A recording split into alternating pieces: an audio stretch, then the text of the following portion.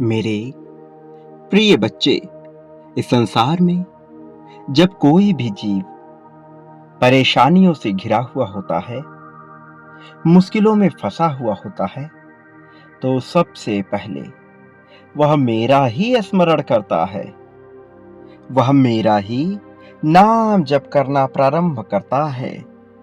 वह मुझे जिस भी रूप में मानता है, जिस भी नाम से जानता है, जिस भी तरीके से मेरी आराधना करता है, वह केवल और केवल मुझे ही याद करता है।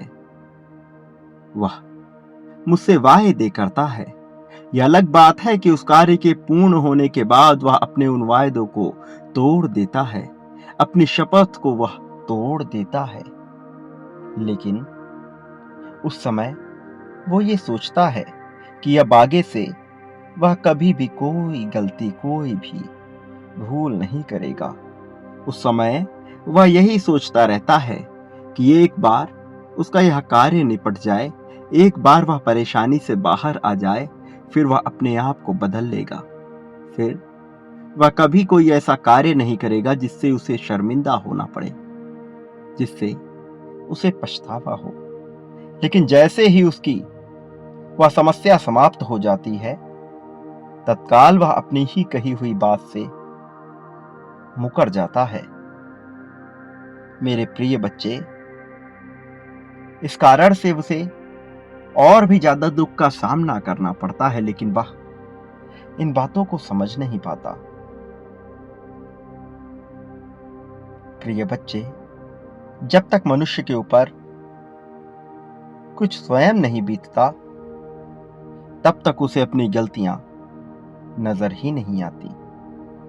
प्रिय बच्चे, तुम्हारे भी जीवन में कुछ ऐसे लोग मौजूद हैं जो लाख गलतियां करते हैं, जो सदैव पश्चाताप की अग्नि में जलते हैं, लेकिन फिर भी उन्हें कभी भी अपनी गलती नजर नहीं आती। बजाय इसके वह दूसरों की गलतियां हमेशा गिनाते रहते हैं। आज मैं तुम्हें इससे महत्वपूर्ण एक बहुत ही जरूरी बात बताने वाला हूं। मेरे प्रिय, तुम्हें तुम्हारी गलतियों का बहुत एहसास कराया गया। बहुत बार तुम्हें यह जताया गया जैसे तुमने जीवन में कितनी बड़ी भूलें कर दी हो, जैसे इस संसार में सबसे गलत मनुष्य तुम ही हो। तुम्हें बहुत बार ऐसा एहसास कराया जाता है, लेकिन वास्तव में तुमने अपने जीवन में उतनी गलतियां नहीं की हैं जितना कि तुम्हें गिनाया गया है, जितना कि तुम्हें एहसास दिलाया गया है। मेरे प्रिय, ऐसा तुमसे इसलिए बोला जाता है ताकि तुम कुछ महसूस करो, ताकि तुम ग्लानि में जियो, ताकि तुम्हारा आत्मविश्वास कमजोर हो, और इसी के चलते तुम ऐसा मान भी लेते हो। तुम अपने ही चक्रों को कमजोर कर लेते हो, अपने ही अंतर्मन में ऐसी बातें जन्म दे देते हो जो तुम्हें और भी ज्यादा तकलीफ देती हैं। मेरे प्रिय बच्चे, लोगों ने तुम्हारा आत्मविश्वास कमजोर करने के लिए बहुत से प्रयास किए, और इसके निस्बत उन्होंने सदैव तुम्हें तुम्हारी गलतियां गिनाई। जो भूल तुमसे हुई भी नहीं, उसके लिए भी तुम्हें दोषी ठहराया गया है। अक्सर करके तुम्हें दूसरों की गलतियों की भी सजा मिली है। मेरे प्रिय बच्चे, जब मनुष्य का आत्मविश्वास कमजोर पड़ता है, तब वह सहारे की तलाश करता है, और जब उसे उन क्षणों में कोई सहारा नहीं मिलता, तब वह पूरी तरह से टूट जाता है। उसका आत्मविश्वास और भी ज्यादा धराशायी हो जाता है। प्रिय बच्चे, जब वह सहारे की उम्मीद कर रहा होता है और उसे सहारा नहीं प्राप्त होता, तो उसके दिल पर क्या गुजरती है, यह मैं भली भांति समझता हूं।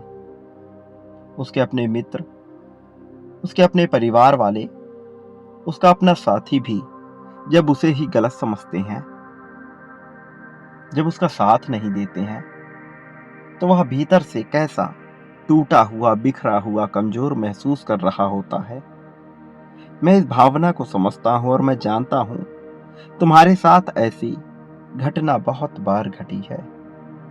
इस वजह से तुम्हारा आत्मविश्वास कहीं न कहीं टूट गया है। ऐसी परिस्थिति में जब मनुष्य का आत्मविश्वास कमजोर पड़ जाता है और वह स्वयं को अकेला महसूस करने लगता है, तब उसे इस संसार में कुछ भी अच्छा नहीं लगता। चांद की चांदनी में भी बैठकर वह स्वयं को अकेला महसूस करता है। भीड़ में भी होकर वह स्वयं को अकेला महसूस करता है।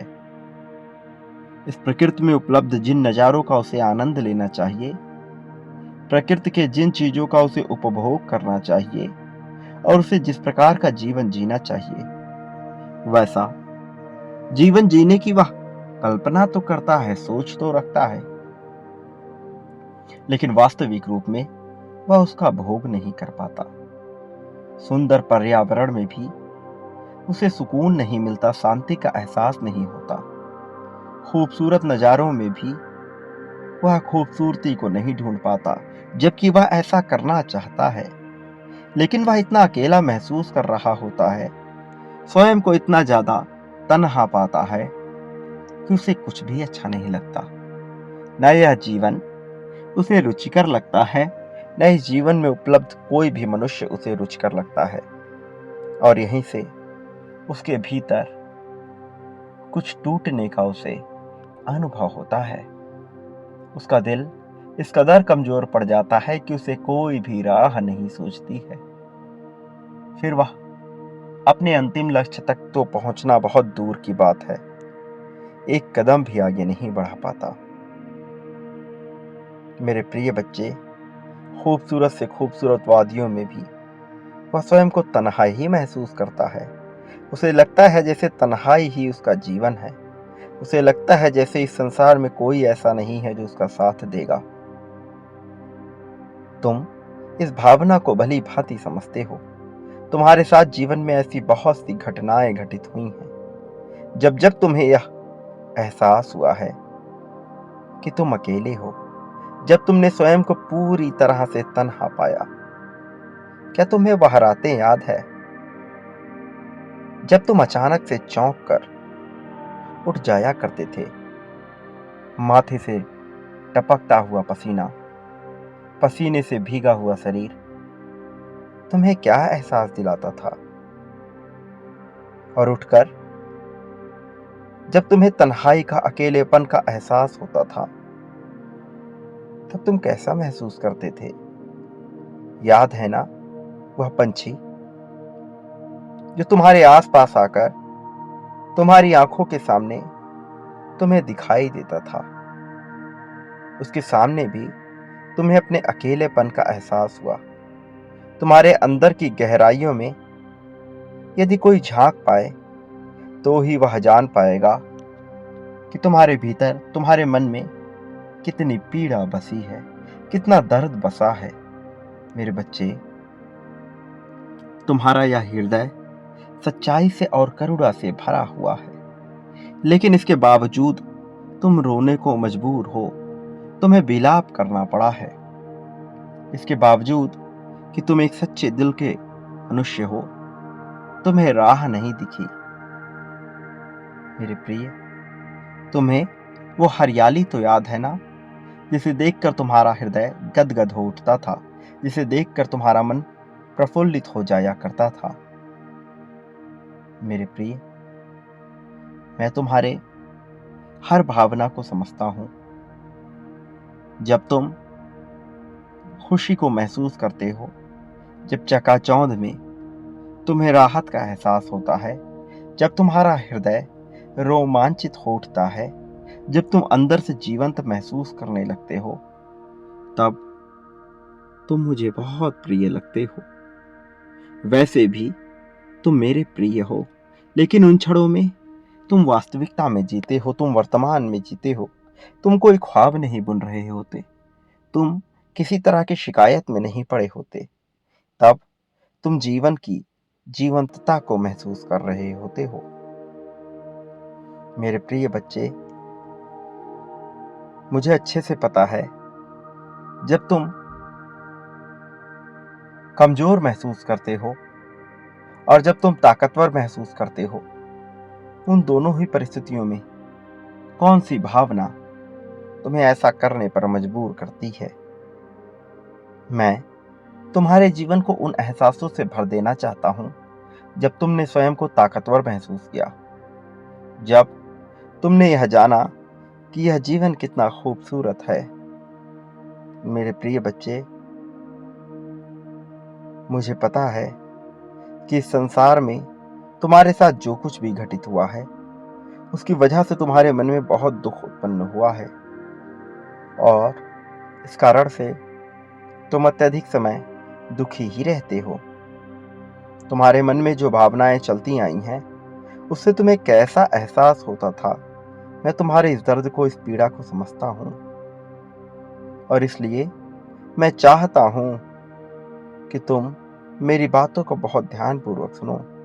मैं तुम्हारे भीतर की ही आवाज हूं, मैं कोई अन्य नहीं हूं। मैं तुमसे जुदा नहीं हूं, मैं बिल्कुल भी तुमसे अलग नहीं हूं। मैं तुम्हें राह दिखाने वाला तुम्हारा ही एक स्वरूप हूं, जिसे तुम समझ नहीं पाते हो। मेरे प्रिय, जो मैं तुम्हें बताने की कोशिश कर रहा हूं, यह आवाज तुम्हारे भीतर से आ रही है। मेरे बिना बताए भी तुम इस आवाज को सुन सकते हो, लेकिन तुम्हें इसे समझने के लिए मेरी बातों को ध्यानपूर्वक सुनना होगा। इसे सुनने की कोशिश करो। तुम्हारे भीतर की करुणा और दर्द, मैं दोनों ही परिस्थितियों को जानता हूं।